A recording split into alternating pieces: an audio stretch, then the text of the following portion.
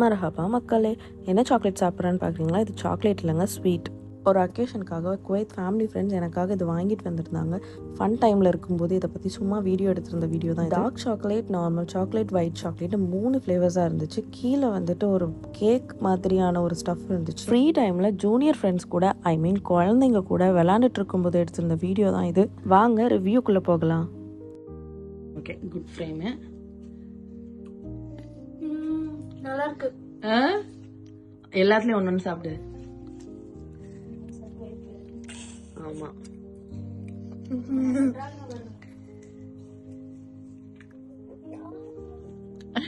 செமையா இருக்கு.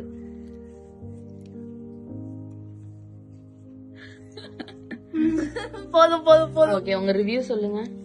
எது உங்களுக்கு ஃபேவரட்? நீங்க சாப்பிட்ட இது ரெண்டுல இதான் பிடிச்சிருக்கு. ஓகே, ஒயிட் ஒயிட்டும் செமையா இருக்கு. சாப்பிட்டீங்கல்ல? ஆமா, சாப்பிட்டேன். Okay guys, bye bye.